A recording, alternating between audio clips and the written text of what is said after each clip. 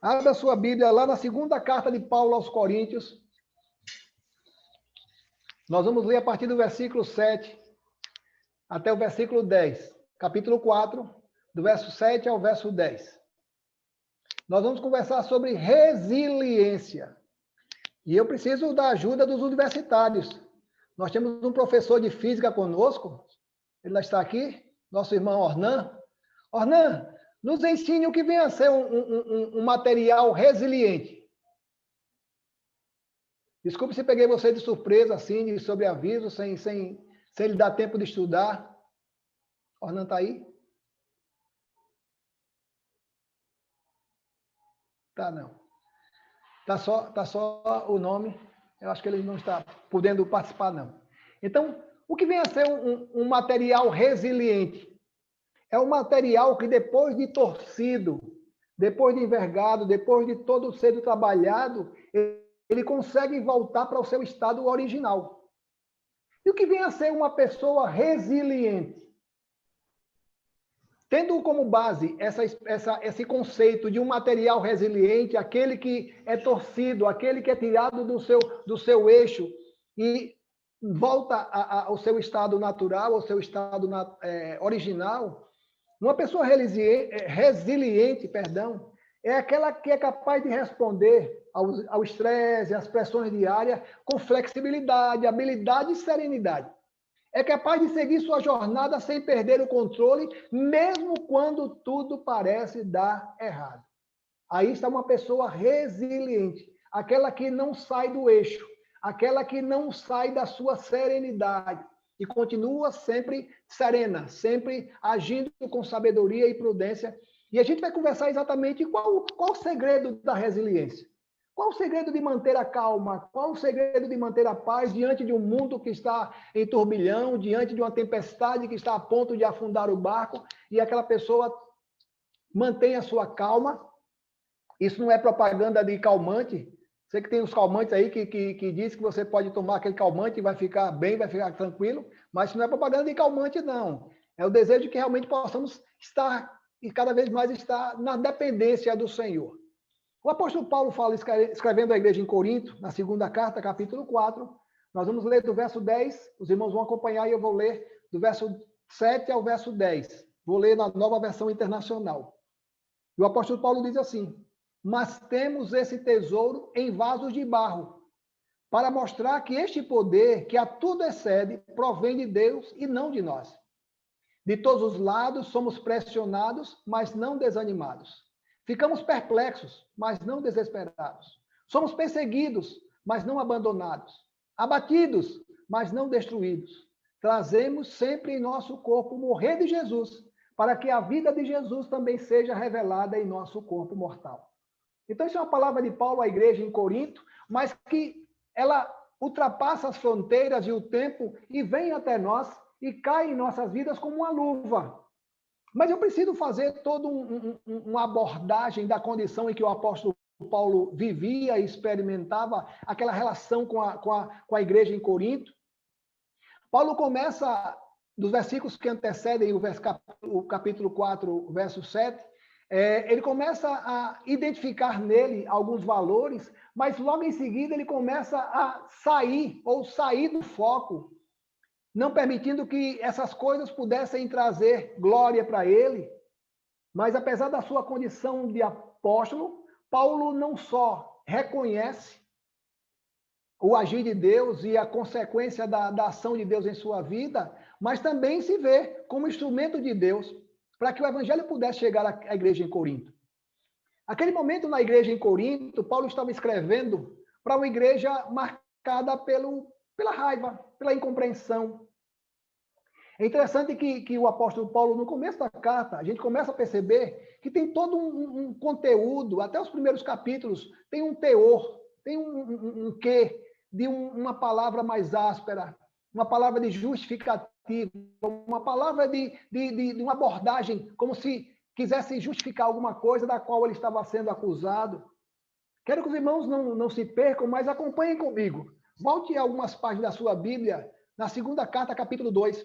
Veja a partir do versículo 17. 2 Coríntios 2, a partir do versículo 17, como o apóstolo Paulo começa a se defender, a tirar, quem sabe, a culpa de si. E ele diz assim, ao contrário de muitos, não negociamos a palavra de Deus visando lucro. Antes, em Cristo, falamos diante de Deus com sinceridade, como homens enviados por Deus. Será que com isso estamos começando a nos recomendar a nós mesmos novamente? Será que precisamos, como alguns, de cartas de recomendação para vocês ou da parte de vocês? Vocês mesmos são a nossa carta escrita em nosso coração, conhecida e lida por todos. Vocês demonstram que são uma carta de Cristo, resultado do nosso ministério, escrita não com tinta, mas com o Espírito de Deus vivo, não com tábuas de pedra, mas em tábuas de corações humanos. Paulo estava, quem sabe, justificando e identificando, apresentando as suas credenciais. Aquele momento era um momento muito melindroso na igreja de Corinto. Paulo estava marcado pela incompreensão dos irmãos. Naquele momento, Paulo estava desabafando, abrindo o coração diante dos irmãos, em função da maneira como a igreja estava fazendo a leitura da condição do apóstolo Paulo. Se Paulo, ao mesmo tempo, estava tirando o foco de si e colocando o foco em Deus, a razão de tudo aquilo que ele estava vivendo, por outro lado, ele não queria se anular, nem precisava identificar na vida dele instrumento da ação de Deus na vida daquela comunidade. Irmãos, precisamos ter muito cuidado nas nossas relações interpessoais, até dentro das nossas igrejas, para que não seja um espaço de conflito, de dificuldade. Eu tenho acompanhado uma pessoa que não é de nossa igreja, até para os irmãos ficarem tranquilos, não é de nossa igreja, mas essa pessoa tem mantido contato comigo diário, é de uma de nossas congregações, e essa pessoa manteve ou nutriu uma incompreensão com um dos nossos dirigentes em função de quê? Que a igreja tinha um grupo de WhatsApp e o pastor criou um novo grupo de WhatsApp da igreja e não incluiu essa irmã no grupo. Ou seja, até que ponto as nossas relações começam a ficar fragilizadas em função de uma palavra, em função de um comportamento, em função de uma postagem. E a gente começa a perceber que esse tempo de pandemia tem agravado muitas vezes as nossas relações. Relações interpessoais dentro das nossas casas, dentro das nossas igrejas, de um grupo de WhatsApp. E a gente, mais do que nunca, precisamos ser instrumento de paz, de harmonia, de conciliação. O apóstolo Paulo estava sendo acusado de negligência. E a gente vai perceber exatamente um aparente motivo que a igreja de Corinto estava agindo assim com o apóstolo Paulo e até duvidando do seu apostolado. É interessante, se os irmãos estiverem com as suas Bíblias abertas, vão perceber lá no capítulo 1, primeiro livro da carta de Paulo aos Coríntios, segunda carta. Ele diz assim, Paulo, apóstolo de Cristo Jesus, pela vontade de Deus e do irmão Timóteo, a igreja de Deus que está em Corinto, com todos os santos de toda a Caia. Ou seja, Paulo está dizendo, olha, que não é por causa de vocês, eu não sou apóstolo porque pela vontade de vocês. Eu sou apóstolo como chamado da parte de Deus, como vocacionado, como alguém separado para cumprir uma missão. Precisamos ter muito cuidado, irmãos, nos nossos relacionamentos, para que o outro não possa me ver, e eu me falo me ver no sentido de pastor, como alguém que precisa estar submisso a muitos caprichos. Não, não. Somos todos iguais diante de Deus. O apóstolo Paulo estava tirando de si o peso que não era justo, pois está sendo acusado de maneira indevida ou de maneira inverídica. Precisamos ter muito cuidado, irmãos.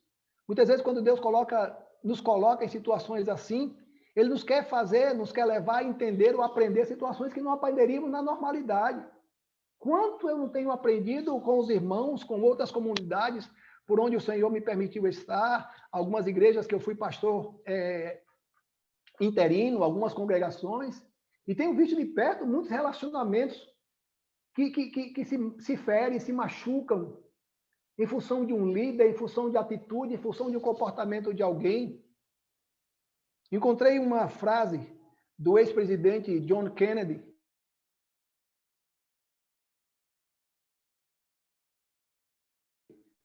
presidente dos Estados Unidos, que foi morto em 63. Ele diz assim, grandes crises produzem grandes homens e grandes feitos de coragem. Irmãos, esse momento de crise pode produzir grandes homens ou pode produzir um efeito contrário. Uma frustração, uma decepção, uma revolta. um arrependimento. Por que eu falei? Por que eu agi? Por que eu? E eu digo isso baseado não no John Kennedy, mas lembra do efeito contrário na vida de Pilatos? Quando ele tinha tudo para tomar a decisão, bater no martelo e dizer, olha, é assim.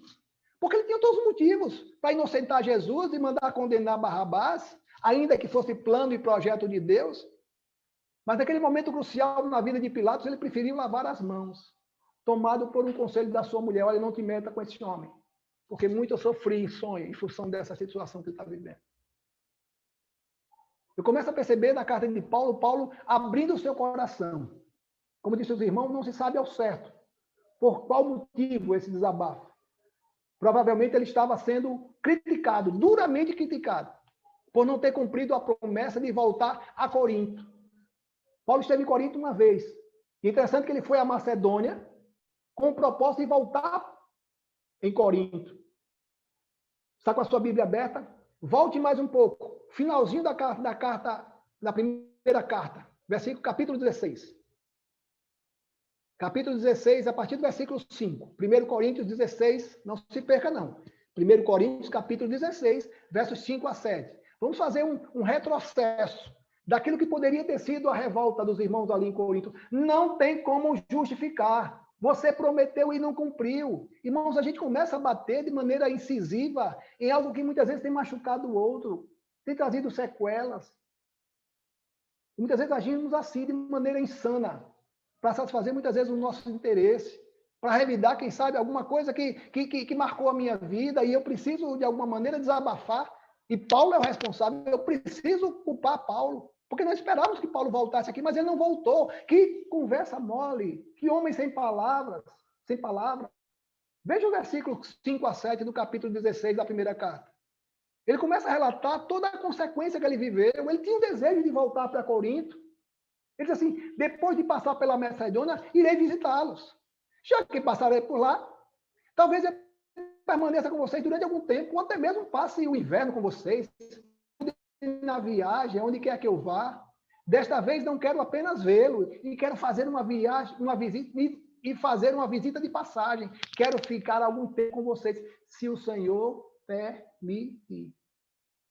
Se você estiver com a sua Bíblia aberta lá no comecinho do capítulo 16, vai perceber que Paulo começa a orientar a igreja a separar as ofertas. No primeiro dia da semana, separe, porque aquela oferta seria para ajudar os judeus perseguidos. E Paulo tinha o propósito de passar novamente em Corinto, com o propósito de arrecadar aquele recurso, mas muito mais do que isso, e matar a saudade da igreja, de poder reencontrar os irmãos. Mas a última frase fala muito ao meu coração. Se o Senhor permitir. Se o Senhor permitir. Se o Senhor não permitir, aceite isso como um projeto de Deus, como um plano de Deus, como proposta de Deus. E muitas vezes a gente fica batendo na mesma tecla, porque o Senhor não veio, porque não aconteceu. E a gente começa a sofrer, irmãos. Dentro de uma comunidade evangélica, a gente começa a sofrer em função daquilo que disse ou daquilo que não disse. Volto a dizer, não aconteceu nada entre mim e os irmãos, entre os irmãos e eu, não aconteceu nada. Mas eu estou, de alguma maneira, precavendo, prevenindo, para que a gente seja sábio não abrir a boca, em postar alguma coisa no WhatsApp. Como eu sou criterioso, muitas vezes, sabe disso. Prefiro, e eu tenho assumido esse compromisso com Deus, e algumas vezes faço isso em função da má interpretação da mensagem, prefiro muitas vezes mandar uma mensagem de áudio. Porque aquele não escrito tem o poder de destruição que o não de áudio não tem. E eu tenho, sempre que possível, procurado mandar uma mensagem de áudio, que vai com a minha sobriedade, com palavras, com calma, sem me agitar, sem criar nada que possa causar dano à igreja, causar dano aos irmãos. Precisamos ter muito cuidado. Apesar de estarmos dentro de uma comunidade religiosa, o inimigo vai fazer de tudo para que possa roubar a nossa estabilidade, a nossa paz, a nossa harmonia. Pastor, quando é que a gente volta? Eu preciso definir. Olha, se o pastor não abrir a igreja, se os irmãos não abrirem, eu vou para outra igreja. E a gente começa a criar partidos. Olha, tem um irmão que quer. Olha, tem um irmão que não quer. E a gente começa a ter que administrar vontades, quereres, desejos humanos, em função do objetivo maior, que é a obra do Senhor. O apóstolo Paulo diz, a última frase do versículo 7, se o Senhor permitir. Se Deus não permitir, eu não vou. E a culpa não é minha, não, a culpa é do Senhor, porque Ele não permitiu. Eu queria estar com os irmãos. Não se sabe ao certo essa revolta dos irmãos ali em Corinto, mas provavelmente foi essa falha de Paulo. Ele prometeu que iria lá. A igreja fez uma festa, fez um bolo, esperou o apóstolo Paulo com toda uma pompa e ele não apareceu. Mas por que não apareceu? Ah, não sei. Eu sei que ele prometeu e não apareceu. E a gente começa a martirizar alguém sem pelo menos ouvir a razão que aquela pessoa teve, a justa razão para ela não aparecer. Mas por que ele não apareceu se não precisamos ter muito cuidado. Igreja em Corinto, igreja em Arapiraca, igreja em Floripa. Precisamos ter muito tratamento. Não esqueça que eu sou seu irmão. Não esqueça que você é meu irmão e meu irmão e que somos filhos de um mesmo pai. Encontrei um comentarista do William Barclay, ele falando exatamente desse contexto que o apóstolo Paulo estava vivendo, para ter que convencer os irmãos ali em Corinto, em função da necessidade de não se fazer presente ali na igreja. Ele diz assim, se não podemos confiar nas promessas cotidianas de Paulo, se não podemos depender dele para fazer o que ele disse que ia fazer, como podemos confiar nas coisas que nos disse a respeito de Deus? Ou seja, toda a credibilidade do apóstolo Paulo começava a estar em risco, em função de algo que aconteceu. Porque ele prometeu. Como é que a gente vai crer que esse homem está falando a verdade com relação a Deus? Esse movimento começou a surgir no meio da igreja de Corinto de descrença, desvalorização do apóstolo Paulo. Como é que a gente vai entender que esse homem fala a verdade? Se ele não trata nem das coisas dele com verdade, como é que a gente vai acreditar que ele fala das coisas de Deus com verdade? Como podemos crer que todas as boas novas que ele nos relatou a respeito das promessas de Deus são certas de maneira definitiva e final? Ou seja, irmãos, algo que poderia ser resolvido, ser sarado, ser tratado de maneira harmoniosa, fraterna, trouxe um transtorno para a vida da igreja. Mas Paulo tinha uma âncora. Paulo tinha uma âncora abaixo do Senhor Jesus. Paulo tinha algo naquilo que ele se apegava. E o encorajava a continuar cumprindo a sua missão. Missão não dos homens, como ele diz lá no comecinho do capítulo 1, mas uma missão concedida por Deus. Era a sua própria consciência. Paulo tinha consciência tranquila, é isso que nos deixa em paz. Uma consciência tranquila de que tudo aquilo que ele tinha feito pela igreja, pelo evangelho, foi de coração, foi sendo orientado e dirigido pelo Espírito Santo. Veja o capítulo 1, já estou na segunda carta. Caminhe comigo. Segunda carta, capítulo 1, verso 12. Veja que o apóstolo Paulo fica em paz. Manifesta de alguma maneira aquela igreja que ele não estava com a consciência pesada. Ele diz assim, este é o nosso orgulho, a nossa consciência, dá testemunho de que nos temos conduzido no mundo, especialmente em nosso relacionamento com vocês, com santidade e sinceridade proveniente de Deus. Não de acordo com a sabedoria do mundo, mas de acordo com a graça de Deus. Precisamos ter muito cuidado, irmãos, para que a gente não possa perder a nossa paz. Situações, muitas vezes, nos nossos relacionamentos, não possa fazer de nós pessoas vulneráveis, pessoas instáveis. E qualquer coisa que possa fugir daquilo que eu identifico, daquilo que eu reconheço como sendo algo inquestionável, e alguém coloca esse questionamento, práticas, cultos, celebrações, liturgia de culto. Como tenho visto isso com tristeza em algumas comunidades. Ah, não, aqui não pode bater, aqui não levanta, aqui não diz glória, aleluia, não diz a paz do Senhor. Meus irmãos, Paulo estava lidando com uma igreja imatura, uma igreja que estava, como diz o ditado, engolindo um elefante e se engasgando com um mosquito. Querendo encontrar coisas tão mínimas na vida do apóstolo Paulo que pudesse fazê-lo descredenciado. Uma pessoa que não é proveniente de palavra. Não podemos confiar no Paulo. Sabe por quê? Porque ele prometeu que viria e não veio. Precisamos ter muito cuidado, irmãos. E uma pessoa resiliente é uma pessoa que não sai do seu eixo. É uma pessoa que não é tomada de maneira abrupta, de maneira inconstante. Uma vida marcada pela incerteza. Um dia é água, outro dia é óleo. Ah, um dia eu gosto, outro dia não gosto. Ah, um dia bato palma, outro dia não é. Cuidado para que a minha inconstância não possa trazer transtorno para a minha igreja, para a minha família. Mas enquanto uma segunda lição, E o apóstolo Paulo começa a mostrar serenidade. Começa a tirar de si o foco. E mostrar que a verdade não está com ele. Ele não é a verdade. A verdade é Deus. E o apóstolo Paulo começa a mostrar com muita sabedoria, proveniente de Deus, claro, a nossa condição. Quem é você? Quem é você para falar, ou para acusar, ou para apontar, ou para querer jogar pedras contra alguém? Olha, o apóstolo Paulo nos coloca no nosso devido lugar. Nossos devidos lugares. Ele diz lá, no versículo 7, mas temos esse tesouro em vasos de barro, para mostrar que este poder que a tudo excede provém de Deus e não de nós. Paulo começa a mostrar que ele tinha autoridade, que ele tinha realmente respaldo de Deus, mas não era algo dele, proveniente de sabedoria humana, proveniente de estudo, de capacitação humana, mas proveniente de uma capacitação divina. Paulo identifica que nós somos vasos de barro, sim, somos vasos de barro. Apesar da nossa aparência, que nos faz ter um preço tão baixo, mas somos tesouros divinos. Pois no nosso interior trazemos uma presença de valor inestimável. O vaso de barro, apesar da sua fragilidade, transmitir quase nenhuma segurança, mas é no nosso interior que vem a nossa segurança.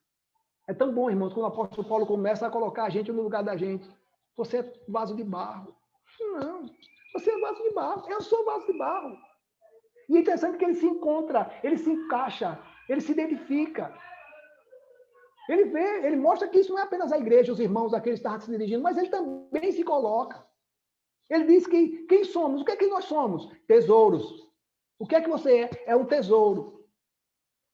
Mas de quem eu sou formado? Eu sou formado de barro, de algo sem valor, algo que não tem segurança, que não tem credibilidade, que alguém não se pode dar um preço. Mas não é isso que conta. O que conta é de quem somos, de quem somos. Nós somos de Deus. Você é meu irmão. E precisamos nos colocar na condição de servos, de entender qual é o nosso lugar. É interessante como o apóstolo Paulo transforma aquele momento de adversidade, em que precisava de alguma maneira mostrar uma certa credibilidade, mostrar aos irmãos que ele não havia ferido princípios, que não havia traído a confiança dos irmãos. Mas ele começa a mostrar exatamente essa condição de quem somos. Você é um vaso de barro, eu sou um vaso de barro. O poder não está em nós. O poder está naquele que nos preenche, naquele que vem dentro de nós. Não vem de nós, vem do tesouro. Encontrei um comentário do Erisby. Ele diz assim, por vezes Deus permite que os nossos vasos sejam sacudidos de modo a derramar parte do tesouro e enriquecer a outros. O sofrimento revela não apenas a fraqueza humana, mas também a glória de Deus. Aquele momento de instabilidade, aquele momento adverso que o apóstolo Paulo estava vivendo, junto com a igreja, estava mostrando àquela igreja, olha, vocês são vasos de barro, vocês são vasos de barro. O poder não vem de vocês não são nada.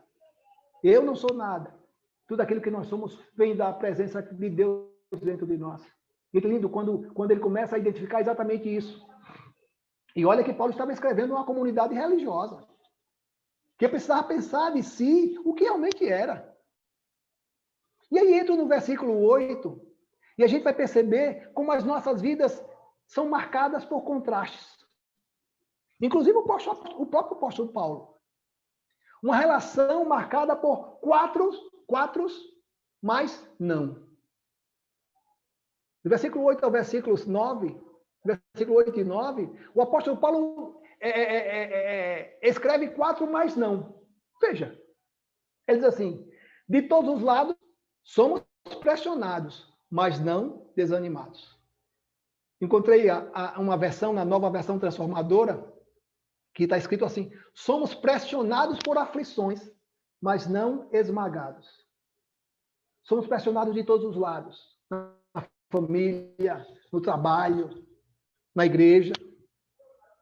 Nós precisamos ter muito cuidado para que a gente não venha a viver um evangelho de Pauliana. Um evangelho romântico. Todo rosa. Aquela coisa apaixonante. Em que não existe problema. Não! Esse evangelho nunca foi pregado por Jesus. Em momento algum, nós fomos ensinados que estaríamos livres das adversidades. Não, não. Mas apesar de Em momento algum, também não fomos orientados a fugir das provações, não. Porque as provações têm o papel de nos elevar, de nos aproximar, de nos refinar, de nos lapidar. As tentações de nos derrubar. As tentações vão ter o papel de frustrar a nossa relação com Deus, de romper a nossa relação com Deus. Mas as provações, elas vêm para afinar ou purificar as nossas vidas, afinar a nossa relação com Deus. E é interessante quando o apóstolo Paulo fala pressão e desânimo, eu percebi que pressão é um fator externo. Estou sendo pressionado. E desânimo é um fator interno. É a maneira como eu reajo. E o apóstolo diz, olha, nós somos pressionados, mas eu não sou desanimado. Não. Pode vir a pressão que quiser. Lembrando que o poder não está no vaso, está no interior do vaso. Somos pressionados, mas não desanimados. Numa corrida, o que importa não é onde corremos, mas como corremos. Na praia, na rua, no asfalto, mas da maneira como corremos. Escritor aos Hebreus, lá no capítulo 11, ele diz, corramos, capítulo 12, corramos com perseverança. A carreira que nos foi proposta.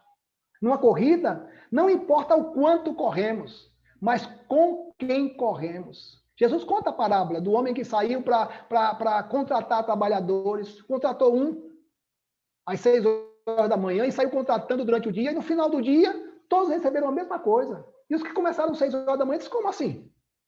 Nós recebemos um denário e aquele que chegou no final da tarde, trabalhou menos que a gente, ganhou um denário, sim. Não foi isso que eu acertei com vocês? Se eu estou dando um denário a eles, o problema é meu.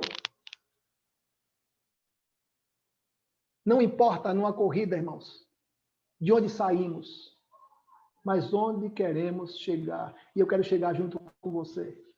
Não adianta eu chegar na sua frente e nem você chegar na minha frente. Eu quero chegar junto com você, de maneira harmoniosa, de mãos dadas, na presença do nosso Deus. Porque se você sofre, eu sofro também. E imagino que se eu sofro, os irmãos têm sofrido comigo também. Mas se você se alegra, a minha alegria também é contigo. E se eu me alegro, também entendo que os irmãos têm se alegrado comigo. Vamos ter muito cuidado, irmãos, para que não vivamos esse evangelho de aparência. Mas é o primeiro sinal de tremor, de terremoto. As relações começam a ser rompidas. Os desejos começam a ser manifestados. E o apóstolo Paulo disse, olha, sejam resilientes. Não saiam do seu eixo. Se alguma dificuldade vier causar dano, não permita que isso possa desestabilizar as relações. Mas enquanto o apóstolo Paulo ainda, no capítulo 8, na parte B, diz assim, ficamos perplexos, mas não desesperados. Em alguns manuscritos antigos, a expressão perplexo, significava alguém que foi encurralado por seus credores e não via saída. Alguém que foi surpreendido por seus credores, aqueles a quem ele devia algum recurso, e não sabia a quem recorrer, como fugir daquela pressão, daquele assédio. Muitas vezes nós ficamos perplexos, tomados de medo, tomados de espanto em função daquilo que aconteceu. Mas não ficamos desesperados, não. Nós temos um tesouro dentro de nós, que nos dá estabilidade, que nos dá sabedoria, que nos dá discernimento. É interessante que essa perplexidade, destacada por Paulo, nos leva a um estado de inércia. Estou estático de medo. Já o desespero nos leva ao extremo e provoca alguma reação. Nem posso ficar perplexo, tomado de medo, engessado, mas também não posso ser tomado de uma esperada. As dificuldades, as adversidades não vão roubar a nossa paz. Mas não somos desesperados, não tomamos atitude com as nossas próprias mãos, não falamos daquilo que vem nos nossos corações, nas nossas bocas, nos nossos lábios, porque ficamos serenos, descansando na certeza daquele que está dentro de nós, vai conduzir as nossas forças, as nossas vidas. Eu sei que situações como essa exigem de nós muita força, muita determinação, para continuar olhando não para a situação, não para o outro, mas sempre a continuar olhando para cima, para o alto.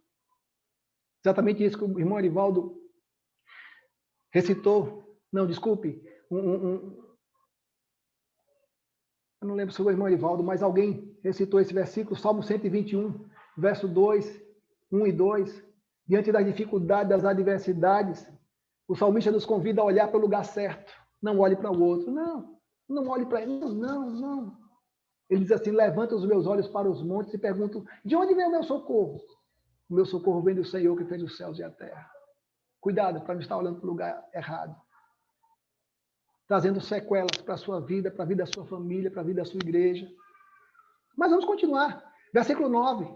Somos perseguidos. Sim, perseguidos. Mas não abandonados. É interessante que essa expressão no grego, perseguidos, traz a ideia de um animal sendo caçado. Um animal encurralado.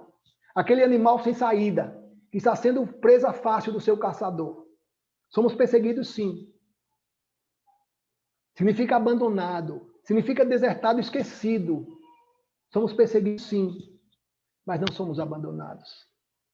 É tão bom saber que não somos abandonados, ainda que sejamos tomados pelas adversidades e ainda perseguidos. Sim, somos perseguidos, mas temos um dono que cuida de nós. Temos um dono que está dentro de nós. Encontrei uma citação da Joana d'Arc, uma das mártires do Evangelho, no momento em que as pessoas que estavam ao seu lado, seus familiares, a abandonaram sozinha, e ela teve que lidar com o testemunho, com o fogo. E ela diz assim, é melhor estar sozinha com Deus, sua amizade não me faltará, nem tampouco seu conselho, nem seu amor. Em sua força farei frente a tudo, várias vezes, até morrer. Temos que ter muito cuidado para que as nossas relações interpessoais, para que os problemas externos, muitas vezes não quebre, não rompa, não prejudique a nossa estabilidade. O Salmo 27, verso 10, fala exatamente dessa construção de abandono. Salmo 27, 10 diz assim, ainda que me abandonem pai e mãe, o Senhor me acolherá. Vou ler novamente.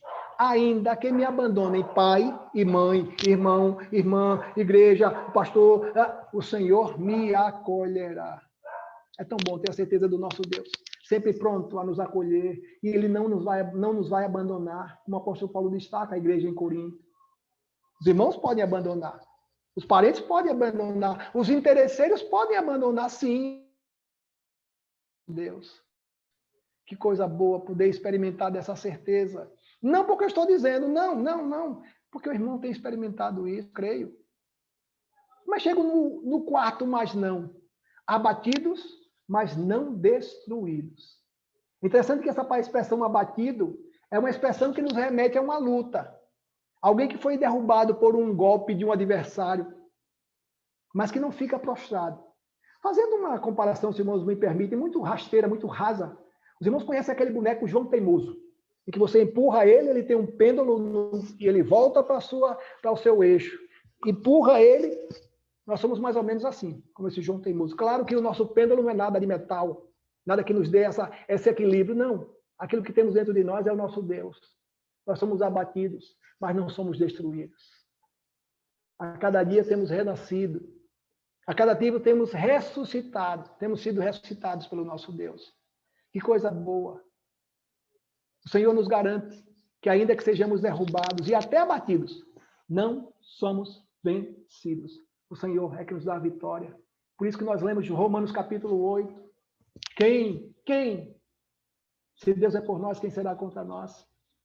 E é interessante que eu comecei a folhear a palavra do Senhor e encontrei um sem número de experiências que o apóstolo Paulo relata na carta aos Coríntios, segunda carta aos Coríntios.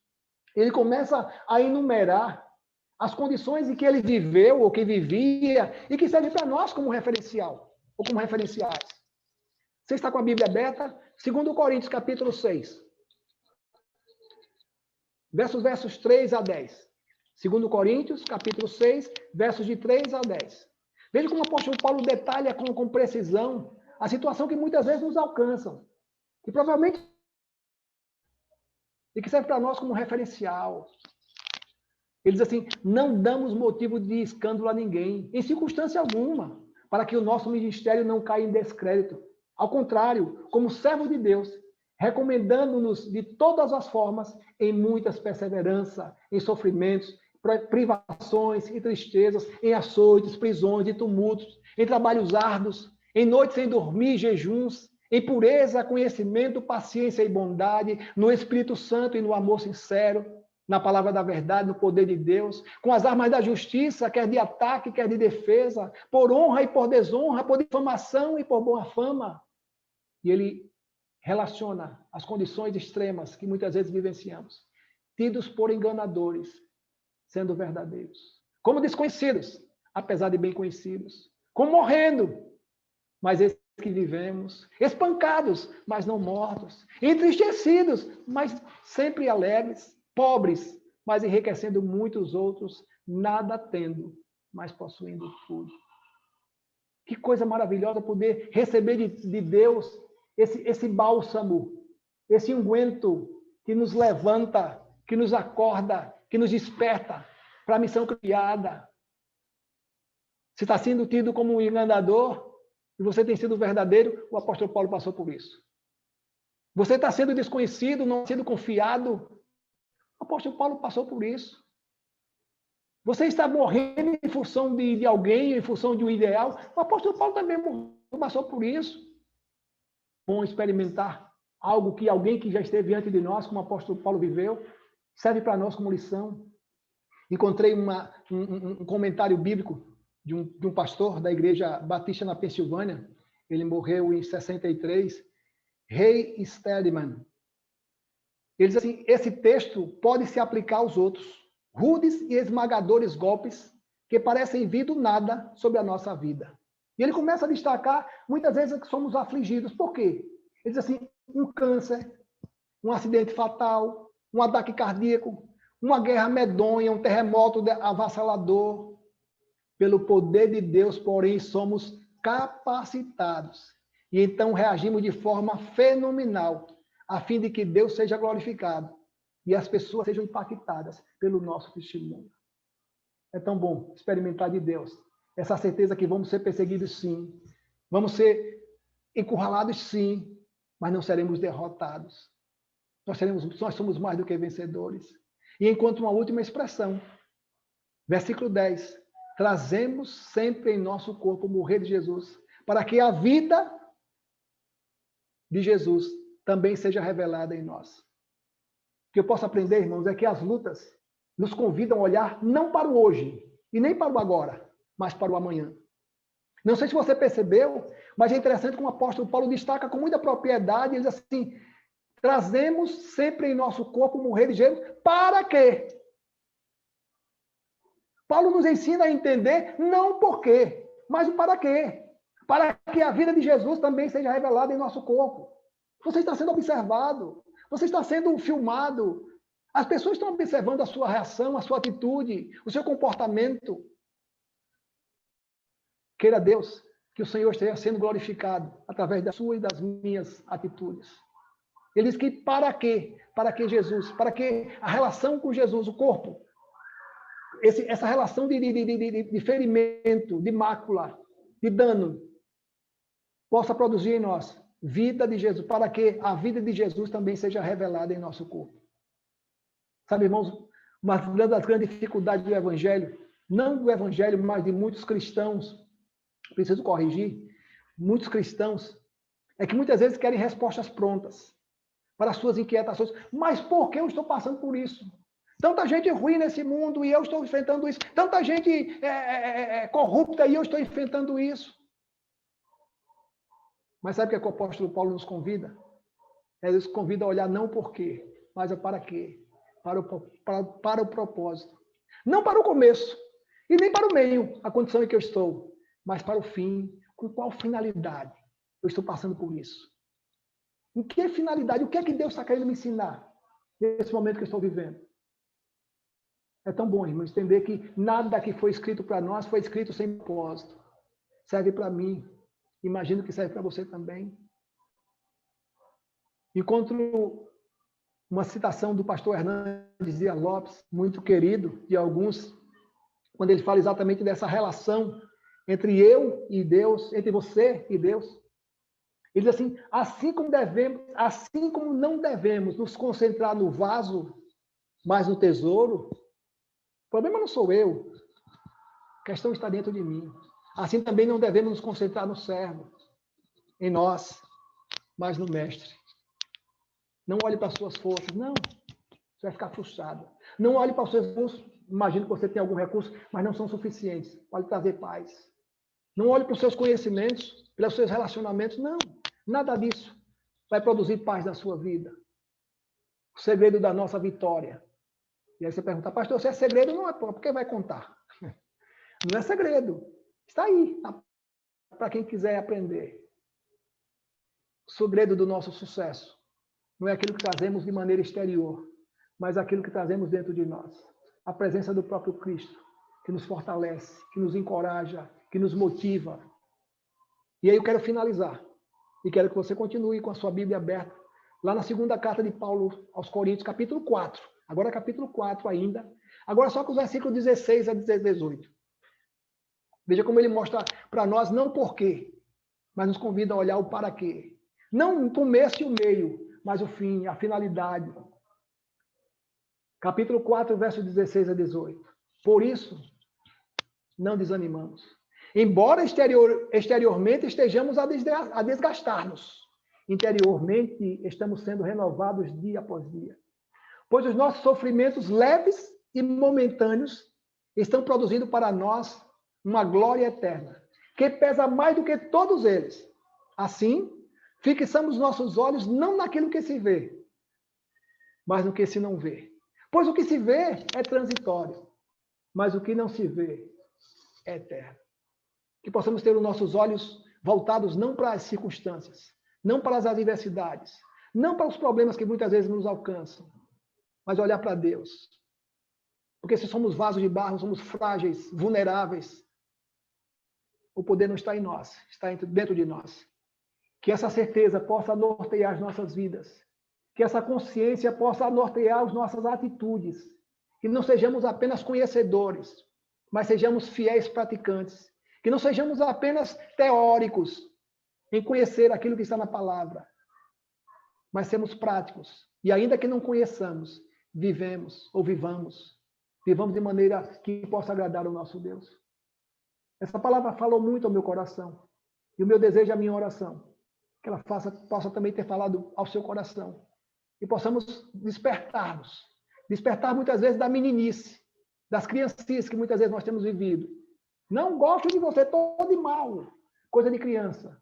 E muitas vezes a gente está desgastando as nossas relações, perdendo uma rica oportunidade de nos juntarmos e darmos as nossas mãos e alcançarmos um mundo perdido, um mundo que clama, que geme, que jaz no pecado. Que o bom Deus nos abençoe e possa fazer de nós, homens e mulheres, servos e servas, segundo o coração do nosso Deus. Amém. Amém.